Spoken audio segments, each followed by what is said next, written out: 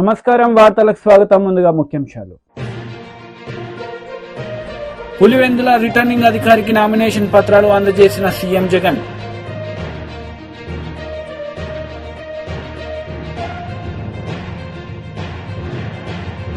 మరోసారి మోడీని ప్రధానమంత్రిగా చేయాలని కోరిన కేంద్ర మంత్రి అమిత్ షా.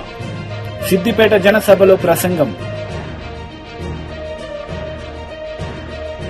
పులివెందులనే నా ప్రాణం, విజేతలు ఎవరో తేల్చేది ప్రజలే అన్నారు జగన్.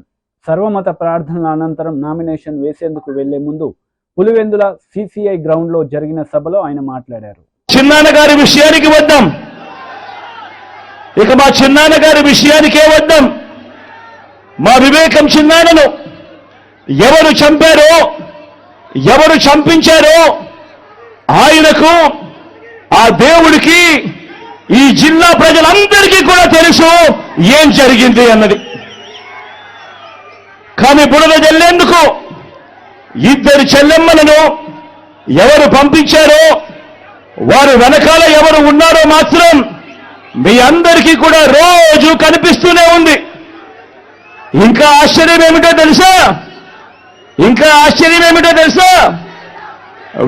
వివేకం చిన్నారను అతి దారుణంగా చంపి, అవును నేనే చంపాను అని అతి హేయంగా బహిరంగంగా చెప్పుకుంటూ తిరుగుతున్న హంతకుడికి మద్దతు ఇస్తున్నది ఎవరు?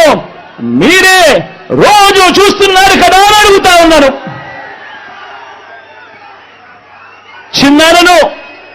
చిన్నారను అన్యాయంగా ఎమ్మెల్సీ ఎన్నికల్లో ఓడించిన వారితోనే, సంఖ్యాబలం లేకపోయినా కూడా ప్రలోభాలతో, అధికార బలంతో ఓడించిన వారితోనే ఈరోజు చట్టా పట్టాలు వేసుకొని తిరుగుతా ఉన్నారు అనంటే దానికి అర్థమేమిటి అని చెప్పి ఈ సందర్భంగా అడుగుతా ఉన్నా.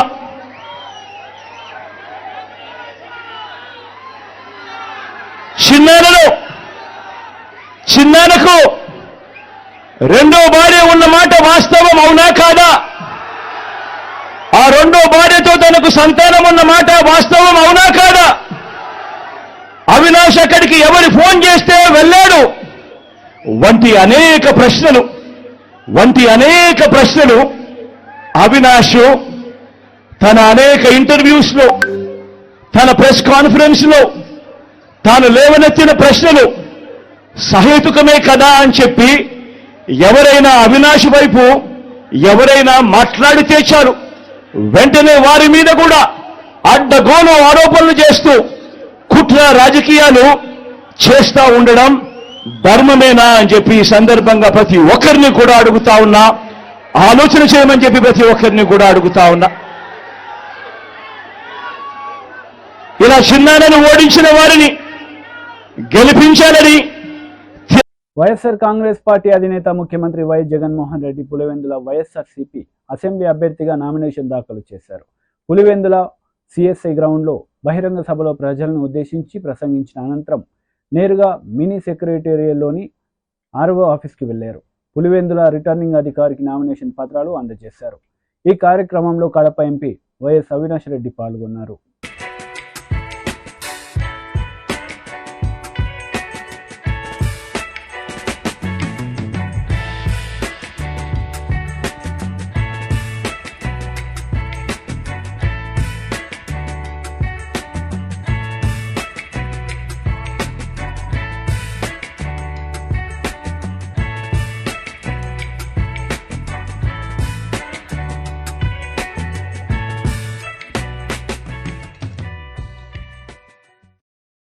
ఏఐసిసి హెచ్క్యూలో జైరాం రమేష్ కాంగ్రెస్ పార్టీ బ్రీఫింగ్ నిర్వహించారు. ఈ సందర్భంగా బీజేపీ పార్టీపై విమర్శలు చేశారు. उन्होंने हमारे न्याय पत्र को पहले सांप्रदायिक रंग देने की कोशिश की, बाद में कई ऐसे बातें उठाई जिसका जिक्र हमारे न्याय पत्र में बिल्कुल है ही नहीं है. और राजस्थान में, मध्य प्रदेश में, कर्नाटक में, अलग अलग राज्यों में जो उनका प्रचार हो रहा है, महाराष्ट्र में, वो हमारे न्याय पत्र को खूब पब्लिसिटी दे रहे हैं. हालांकि ये गलत पब्लिसिटी है, झूठ पर आधारित प्रचार है, फिर भी पहली बार प्रधानमंत्री विपक्ष पार्टी के न्याय पत्र को, घोषणा पत्र को इतनी और इस तरीके से पब्लिसिटी दे रहे हैं। ये न्याय पत्र भारत जोड़ो यात्रा और भारत जोड़ो न्याय यात्रा के समय जो हमारे नेता जो इस यात्रा का नेतृत्व कर रहे थे, राहुल गांधी जी, और अलग अलग नेता जिसमें कांग्रेस अध्यक्ष भी शामिल थे, इन्होंने यात्रा में भाग ली, दोनों यात्राओं में भाग ली। और इस यात्रा के दौरान जो समाज के अलग अलग वर्गों से उनकी मुलाकात हुई, चर्चा हुई, जनता की चिंता वो सुने, जनता की परेशानी को उन्होंने देखा और उसी के आधार पर ये न्याय पत्र बना। क्योंकि बिल्कुल साफ हो गया था कि पिछले 10 साल में जो प्रधानमंत्री की नीयत है और प्रधानमंत्री की नीतियां हैं, उससे बेरोजगारी बढ़ी है, महंगाई पर कोई काबू नहीं ला पाए हैं और आर्थिक विषमताएं हमारे समाज में पिछले 100 सालों में इतना उस स्तर पर पहुंचा है जो पिछले 100 सालों में देखा नहीं गया। और यही तो हमारे मुद्दे हैं। भारत जोड़ो न्याय यात्रा के समय हमने बार बार कहा, राहुल जी ने बार बार कहा, कांग्रेस अध्यक्ष ने बार बार कहा कि नारी न्याय, युवा न्याय, किसान न्याय, श्रमिक न्याय और हिस्सेदारी न्याय, ये 5 न्याय हमारे चुनाव के रणनीति। సిద్దిపేట జనసభలో కేంద్ర మంత్రి అమిత్ షా పాల్గొన్నారు. మోడీని మరోసారి ప్రధానమంత్రి చేయాలని కోరారు. ఈ సందర్భంగా ఆయన ప్రసంగించారు. तेलंगाना को दिल्ली का एटीएम बनाकर रख दिया है। जो टीआरएस ने भ्रष्टाचार किया था, वो भ्रष्टाचार का, चाहे कालेश्वरम का हो, चाहे भूमि घोटाला हो, एक की भी जांच कांग्रेस पार्टी नहीं कर रही है। टीआरएस और कांग्रेस पार्टी दोनों मिले हुए हैं। और अगर मैं आज कहकर जाता हूं, आप तीसरी बार मोदी जी को प्रधानमंत्री बनाओ, मोदी जी तेलंगाना को ये भ्रष्टाचार से मुक्त कराने का काम नरेंद्र मोदी जी करेंगे। भाई और बहनों, मुझे बताओ कि यहां पर तेलंगाना विमोचन दिन मनाना चाहिए या नहीं मनाना चाहिए? जोर से बोलो, मनाना चाहिए या नहीं मनाना चाहिए? ये टीआरएस और कांग्रेस पार्टी दोनों तेलंगाना विमोचन दिन इसलिए नहीं मनाते हैं कि वो मजलिस से डरते हैं। मैं आपको बताना चाहता हूं, भारतीय जनता पार्टी ने तय किया है कि 17 सितंबर को हम तेलंगाना विमोचन दिन मनाएंगे, हम मजलिस से नहीं डरते।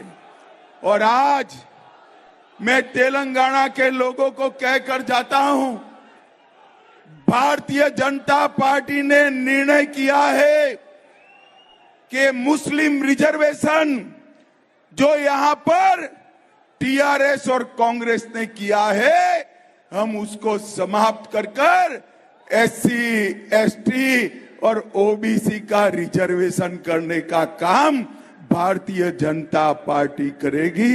ये हमने तय किया है। भाई और बहनों, इस बार तेलंगाना की जनता का जो मूड है वो मोदी जी के साथ।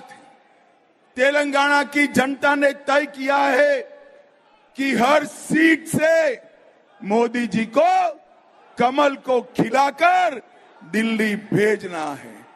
आज मैं तेलंगाना की जनता को विश्वास दिलाने आया हूं कि समग्र तेलंगाना का विकास तभी हो सकता है जब केंद्र में भारतीय जनता पार्टी की सरकार बने। भाई और बहनों, मैं आज आपको कहने आया हूं, क्या हमारे प्रत्याशी को आप प्रचंड बहुमत से जिताएंगे? जरा जोर से बोलो, जिताएंगे? मेढक में कमल का फूल खिलाएंगे? मोदी जी को तीसरी बार प्रधानमंत्री बनाएंगे? तो मेरे साथ दोनों हाथ उठाइए, उठाइए दोनों हाथ, विजय के संकल्प की मुट्ठी बींचे और प्रचंड आवाज से बोलिए, भारत माता की, भारत माता की, वंदे वंदे। టీడీపీ రాష్ట్ర అధికార ప్రతినిధి నీలాయపాలెం విజయ్ కుమార్ మీడియా సమావేశం నిర్వహించారు. ఈ సందర్భంగా సీఎం జగన్ పై ఆయన మండిపడ్డారు.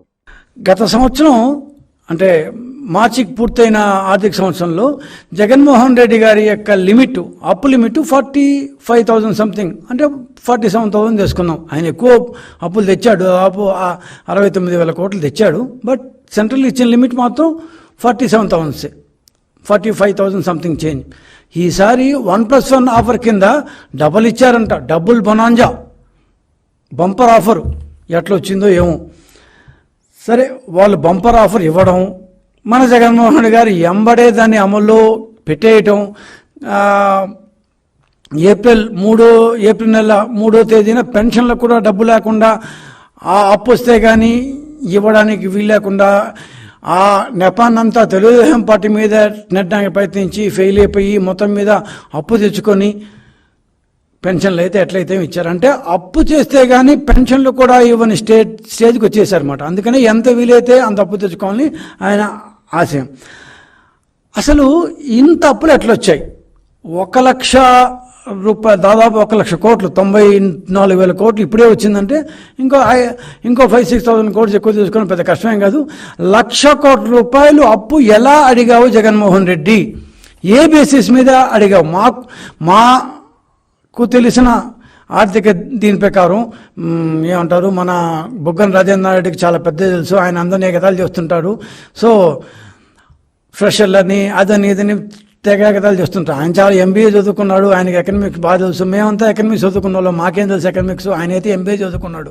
సో కానీ అప్పు లిమిట్ కేంద్రం ఎలా ఇస్తుంది అంటే, మన యొక్క స్థూల రాష్ట్ర ఉత్పత్తి అంటారంటే ఈ ఆర్థిక సంవత్సరంలో, పూర్తయిన ఆర్థిక సంవత్సరంలో ఎంత క్రయ విక్రయాలు జరిగాయి, స్థూలంగా మొత్తం ట్రాన్సాక్షన్స్, మొత్తం క్రయ విక్రయాల యొక్క వాల్యూ ఎంత, దాన్ని జిఎస్డిపి అంటారు. అంటే గ్రాస్ స్టేట్ డొమెస్టిక్ ప్రోడక్ట్, అంటే స్థూల. వైసీపీ లీడర్ పోతుల సునీత మీడియా సమావేశం నిర్వహించారు. ఈ సందర్భంగా చంద్రబాబు నాయుడు పవన్ కళ్యాణ్పై మండిపడ్డారు. ప్రభుత్వం పరిపాలన నడిచింది, మరి అందులో భాగంగానే మేము సిద్ధం సభలు ఒక వెల్లువలాగా ప్రజానికమంతా కూడా మరి ఇడుపులపాయ నుంచి ఇచ్చాపురం వరకు లక్షలాదిగా వేలాదిగా మేము సిద్ధమని చెప్పి ప్రజలందరూ కూడా తండోపతండాలుగా వచ్చి జగనన్నకి మద్దతు పలికినటువంటి సందర్భాలు రాష్ట్ర ప్రజలందరూ కూడా చూడడం జరిగింది. మరి ఇవన్నీ చూసి ఓర్చుకోలేనటువంటి ప్రతిపక్ష పార్టీ చంద్రబాబు నాయుడు, పవన్ కళ్యాణ్ రోజుకొక అబద్ధంతో, పూటకొక అబద్ధంతో మరి ప్రజల్ని దగా చేయాలి, మోసం చేయాలి, అధికారంలోకి రావాలని చెప్పి ఒక దాహంతో, అధికార దాహంతో ఈరోజు అబద్దాలు సృష్టిస్తూ, అబద్దాలు మాట్లాడుతూ, నిత్యం రాష్ట్ర ప్రజలకి పక్కదారి పట్టిస్తూ, మరి మీడియా, వాళ్ళ పచ్చ మీడియా ద్వారా ఈరోజు అబద్దాలు చూయిస్తూ అబద్దాలు రాయిస్తున్నటువంటి తరుణం ఇది చంద్రబాబు నాయుడు. మొత్తం కూడా వాళ్ళకి ఈ సిద్ధం సభలు, మరి అలాగే ఈ 5 సంవత్సరాల పేద ప్రజల కోసం దేశానికి ఒక రోల్ మోడల్ గా, ఒక ఆదర్శంగా సంక్షేమ సుపరిపాలన నడిచినటువంటి జగన్మోహన్ రెడ్డి గారి పరిపాలన చూసి ఓర్చుకోలేక, ప్రజల్లో జగనన్నకు వస్తున్న ఆదరణను చూసి ఓర్చుకోలేక, మహిళా సాధికారత కోసం, పేదల విద్య కోసం, పేదల వైద్యం కోసం, రైతుల అభివృద్ధి కోసం ప్రతి గ్రామంలో అభివృద్ధి కేంద్రాలు ఏర్పాటు చేసి మరి గ్రామాన్నే కేంద్రంగా చేసుకుని పరిపాలించినటువంటి ప్రభుత్వం జగనన్న ప్రభుత్వం. ఈ రోజు ఈ రాష్ట్రంలో ప్రతి పేదవాడు జగనన్న రావాలి, రెండవసారి జగనన్న ముఖ్యమంత్రి కావాలి, ఇది చారిత్రక అవసరమని మహిళలు, రైతులు, విద్యార్థులు, మేధావులందరూ కూడా మరి కోరుతున్నటువంటి తరుణం ఇది. ఖచ్చితంగా జగనన్నకి అన్ని వర్గాల ప్రజల యొక్క మద్దతు 2024 ఎన్నికల వన్స్ మోర్ జగనన్న అని చెప్పి జగనన్నకు పట్టం కట్టబోతున్నారు మన ఆంధ్ర రాష్ట్ర ప్రజలందరూ. ఇవి చూసి ఓర్చుకోలేనటువంటి చంద్రబాబు నాయుడు వెన్నులో వణుకు పుట్టే ఈరోజు మరి ఇలాంటి అబద్దాలు మాట్లాడుతూ జగనన్నపై హత్యా ప్రయత్నం కూడా చేయడం జరిగింది. మరి రాష్ట్రంలో అక్కడక్కడ వాళ్ళ తెలుగుదేశం పార్టీ మూకలు వైఎస్ఆర్సీపీ పార్టీ నాయకులపైన దాడులు చేస్తూ మరి హత్యలు కూడా చేస్తున్నటువంటి సందర్భం రాష్ట్రంలో ప్రజలందరూ కూడా వీటిని గుర్తించాలి, గమనించాలి. ఇలాంటి వాళ్ళ మనకి పాలకులుగా మనం చూడాలి. మరి మన జగనన్న మన కోసం ఎంతో చేసినాడు, మరి ఎన్నో అభివృద్ధి కార్యక్రమాలు చేశాడు రాష్ట్రంలో. కాబట్టి ప్రజలందరూ కూడా ఎస్సీ, ఎస్టీ, బీసీ, మైనార్టీలందరూ కూడా సామాజిక న్యాయమే ధ్యేయంగా, అభివృద్ధి ధ్యేయంగా, సంక్షేమమే ధ్యేయంగా, వాళ్ళ పిల్లల చదువులే ధ్యేయంగా, మరి వాళ్ళ పిల్లలు రేపు మంచి భవిష్యత్తు ఉండాలని చెప్పి అక్క చెల్లెమ్మల సాధికారత దిశగా జగనన్న చేసినటువంటి అభివృద్ధి, సంక్షేమము మరి ఇవన్నీ చూసి ప్రజలందరూ కూడా ఎంతో ఆనందంగా, సంతోషంగా, ఎవరిని తట్టినా కూడా ఏ గ్రామానికి వెళ్లి ఈ రోజు వైఎస్ఆర్సీపీ నాయకులు ఈ ఎన్నికల్లో భాగంగా కూడా చాలా ఆనందంగా మేము జగనన్నకే ఓటు వేస్తామని చెప్పడం జరుగుతుంది. మేమందరం కూడా ఈ రోజు ప్రచారంలో ఏ గ్రామానికి వెళ్ళినా ప్రతి ఒక్క అక్క గాని, ప్రతి ఒక్క రైతు గాని ఈ రోజు జగనన్న ప్రభుత్వమే మాకు కావాలి, జగనన్న ఉంటేనే మాకు అమ్మ ఒడి వస్తుంది, జగనన్న ఉంటేనే మాకు చేయూత వస్తుంది, జగనన్న ఉన్నందువల్లే ఈ రోజు మహిళల సొంత ఇంటి కల సాకారం అయింది అని చెప్పి ప్రతి ఒక్కరు కూడా ఆనందాన్ని వ్యక్తపరుస్తున్న సందర్భం రాష్ట్రంలో జగనన్న ప్రభుత్వంలో. కాబట్టి చారిత్రక అవసరంగా 2024లో జగనన్నకి పెద్ద మెజార్టీ ప్రజలందరూ ఇవ్వబోతున్నారు. జగనన్న టార్గెట్ ఏదైతుందో 175 మరి 175 స్థానాలు అసెంబ్లీ స్థానాలు, 25 ఎంపీ స్థానాలు ప్రజలు ఇవ్వబోతున్నారు అనేది ఈ Telugudesam. BRS leader Ponnala Lakshmaiah press meet నిర్వహించారు. ఈ సందర్భంగా ఇరు పార్టీలపై ఆయన మండిపడ్డారు. బనీన్ ఉంటుంది, బనీన్ మీద వాళ్ళ వేస్తారు ఇట్లా అంతే, ఇంకేం లేదు. పళ్ళ పూలు వేసుకుంటాడు 11 గంటల దాకా. మనకేం పని లేదు కదా, వ్యవసాయం పని లేదు, ఇంట్లో పని లేదు, బయట పని చేయలేడు, కూలినాలు చేయలేడు, ఉద్యోగం చేయలేడు. వాడు ఏం చేస్తాడు, పోతుంటే వాడు పోతుండో అని అంటాడు. ఏదో ఒక్కసారి ఊరుకుంటారు, 2 సార్లు ఊరుకుంటారు, 3 సార్లు ఊరుకుంటారు. ఆ పెద్ద మనిషి కాదు, ఈ మధ్య పెద్ద మనుషులు ఊరుకొని ఒక్కసారి వేస్తే వాడు కింద పడతాడు. కింద పడితే వీళ్ళు వెళ్ళిపోతారు వేసి. వీడికి ఎన్నిసార్లు చెప్పినాకంటే పిచ్చోడు, ఎడ్డోడు అనుకుంటూ పోతారు. వాడు లేచి తువాల ఇట్లా కొట్టి బుధం మీద వేసుకొని, ఇప్పుడు వాడనా, ఇప్పుడు కొట్టినవా, మళ్ళీ సర్రా చూద్దాం అంటారా? ఇది మనకు తెలుసా తెలియదా? అంటే వీళ్ళ స్థాయి ఎట్లుందో ఆలోచించమని చెప్తున్నా. అనుభవం, అవగాహన రాహిత్యం, ఆ తర్వాత ఆలోచన రాహిత్యం, ప్రజల పక్షాన నిలబడే తత్వం లేని ఏమనాలి, అదే ఊలే ఆ బాపతోళ్ళు లాగా చర్చకు రమ్మంటావు. అసెంబ్లీలో హరీష్ రావు గారు అన్ని విషయాల మీద చాలా స్పష్టమైన చెప్పాడు. దానికే మీరు సమాధానం ఇచ్చారా? ఇదే కదా, ఇటువంటి వాళ్ళతో చర్చపోతారా ఎవరైనా?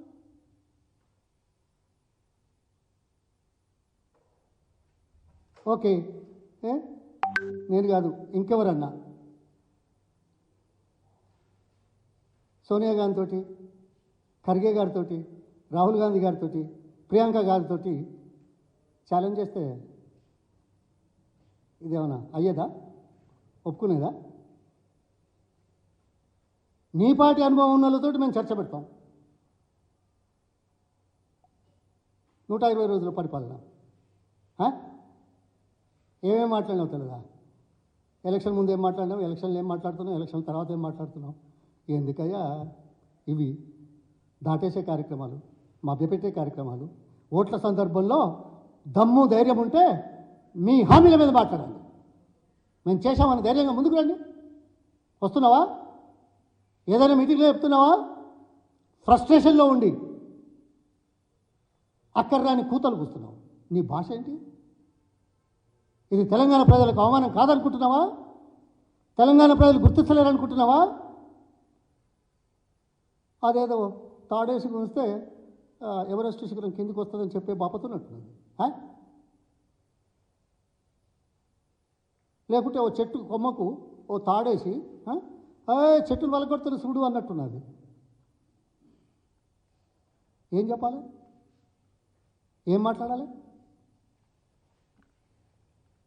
చర్చలు కాదు, ఇప్పటికే ఇచ్చిన సమాచారం మీద రండి, మాట్లాడండి. సమబుద్ధులతో చర్చలకు అవసరం అవకాశం. ప్రజాపక్షాల నిలబడి 4 గంటలు ఒక వేదిక ద్వారా సమాచారం ఇచ్చిన వాళ్ళు చర్చలకు భయపడేవాళ్ళ? ఆ సమాజంలోని లోతుపాతులు, పరిపాలనా పరంగా చేయాల్సిన అవసరాలు, ముందు చూపు కార్యక్రమాలు ఇవి అర్థం చేసుకోలేని దౌర్భాగ్యపు వాళ్ళ ఛాలెంజ్లు తీసుకోవడం జరుగుతుందా? ఏ పార్టీలైనా ఏదో ఈయన ఛాలెంజ్ చేసినాడని నేను అన్నలా అవుతుందా? చేస్తారా? జాతీయ అధికార ప్రతినిధి తిరునగరి జోష్న మీడియా సమావేశం నిర్వహించారు. ఈ సందర్భంగా పలు అంశాలపై ఆమె మాట్లాడారు. ఎంత పెద్ద ఆర్థిక సరే యూజువల్గా అయితే జగన్మోహన్ రెడ్డి గారి విషయానికి వచ్చేటప్పుడు ఆర్థిక నేరస్తుడు అనేటువంటి ఒక పాయింట్ వస్తుంది. కాకపోతే నేను ఆంటర్ప్రెన్యూర్షిప్ మీద మాట్లాడింది కాబట్టి let's talk about his entrepreneurship అని గనక తీసుకుంటే, జగన్మోహన్ రెడ్డి గారు తన తండ్రి అధికారంలో ఉండగా సుమారుగా 64 షెల్ కంపెనీలను ఏర్పాటు చేసి ఆర్థిక అవకతవకలకు పాల్పడ్డారు అనేటువంటిది సిబిఐ ఇచ్చినటువంటి ఒక నివేదిక. ఆ షెల్ కంపెనీలు ఏంటో కూడా కొన్ని నోటిఫై చేశారు వాళ్ళు.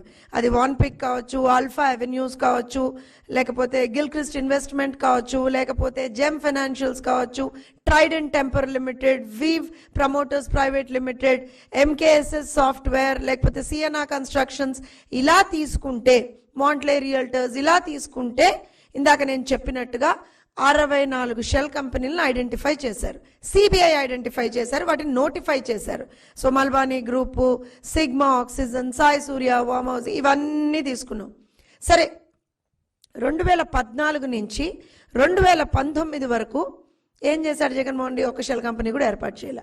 కానీ అదే మళ్ళీ 2019 నుంచి 2024 వరకు, అంటే వాళ్ళ పార్టీ అధికారంలోకి వచ్చేటప్పటికి మళ్ళీ షెల్ కంపెనీల ఏర్పాటు స్టార్ట్ అయిపోయింది.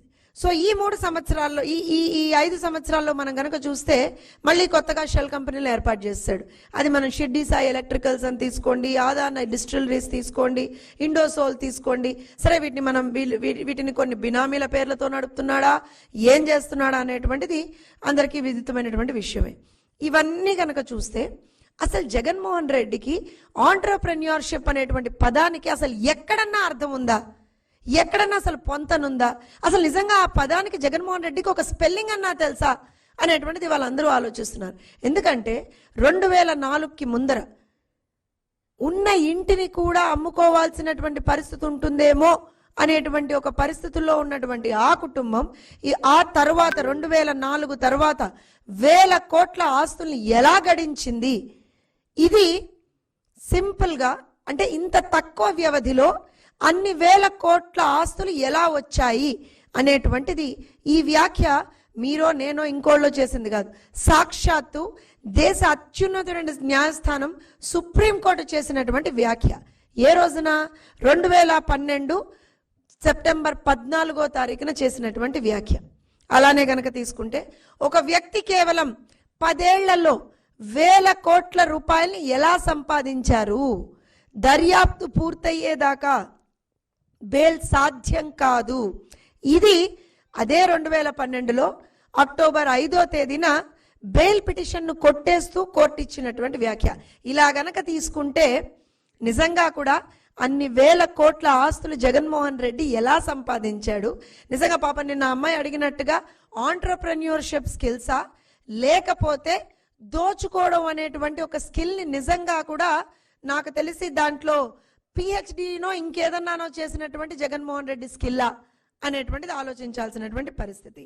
దాంతో పాటుగా జగన్మోహన్ రెడ్డి గారి మీద సిబిఐ దాఖలు చేసినటువంటి ఛార్జ్ షీట్లు 2012 నుంచి అంటే ఆల్మోస్ట్ తీసుకుంటే ఒక సిద్దిపేట జనసభలో ఎంపీ అభ్యర్థి రఘునందన్ రావు పాల్గొన్నారు. ఈ సందర్భంగా బీఆర్ఎస్ కాంగ్రెస్ పార్టీలపై ఆయన మండిపడ్డారు.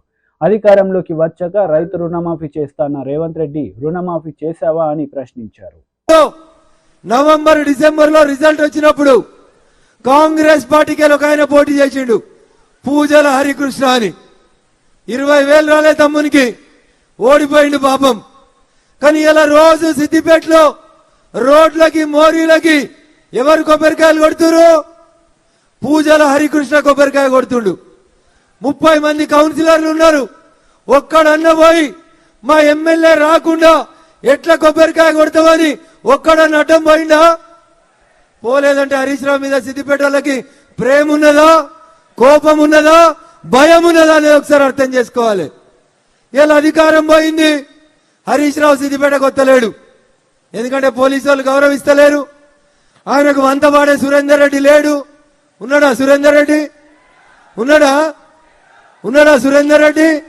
హరీష్ రావు అడుగులకి మడుగులెత్తే పోలీసు వాళ్ళు ఉన్నారా? ఇప్పుడు ఉన్నారా?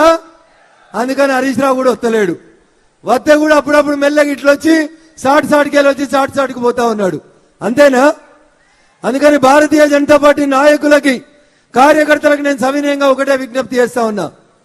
సిద్దిపేట భయంలోంచి బయటికి వచ్చింది.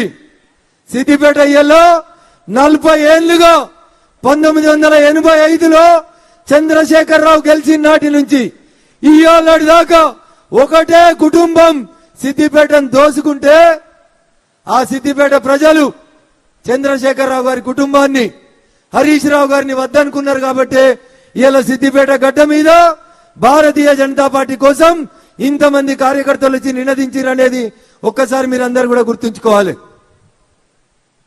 చాలా మాట్లాడుతూ ఉన్నాడు హరీష్ రావు. నేను ఇవాళ రేవంత్ రెడ్డి కూడా బాగా మాట్లాడుతూ ఉన్నాడు. గంట కింద కాంగ్రెస్ పార్టీ గాంధీ భవన్ ముంగట ఓ బోర్డు పెట్టుకొని కూర్చున్నాడు రేవంత్ రెడ్డి. ఆ బోర్డులో నయవంచన అని హెడ్డింగ్ పెట్టిండు. నయవంచన అనే పదానికి పర్యాయ పదం ఎవరంటే ఈ దేశంలో కాంగ్రెస్ పార్టీ తప్ప ఇంకొక పార్టీ కాదు. దేశానికి స్వతంత్రం వచ్చినప్పటి నుంచి ఈ దేశంలో మెజారిటీ ప్రజలని వంచింది ఎవరంటే కాంగ్రెస్ పార్టీ తప్ప ఇంకొకరు కాదు. ఒక దేశానికి 2 రాజ్యాంగాలు, 2 ప్రధానమంత్రులు, 2 జెండాలు, 2 ప్రైమ్ మినిస్టర్లు ఉంటారని చెప్పి ఈ దేశ ప్రజలని వంచినటువంటి పార్టీ కాంగ్రెస్ పార్టీ.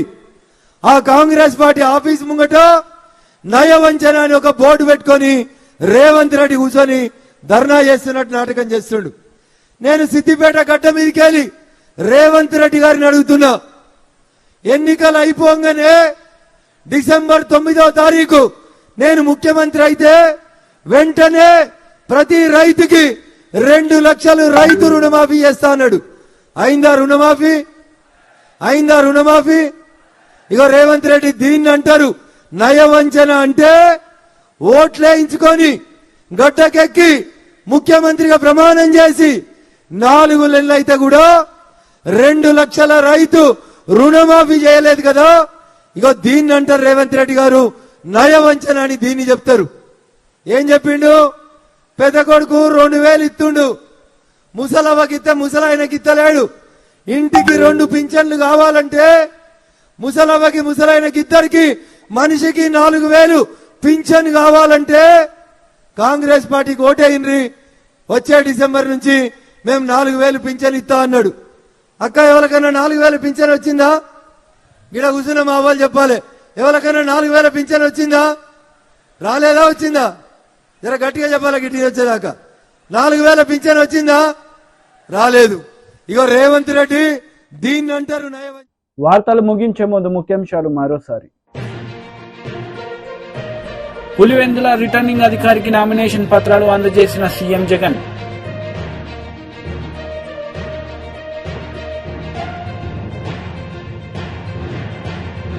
మరోసారి మోడీని ప్రధానమంత్రిగా చేయాలని కోరిన కేంద్ర మంత్రి అమిత్ షా. సిద్దిపేట జనసభలో ప్రసంగం. ఈ వార్తలు ఇంతటితో సమాప్తం. తిరిగి ప్రసారమయ్యే వార్తల్లో మళ్ళీ కలుద్దాం. అంతవరకు సెలవు. నమస్తే.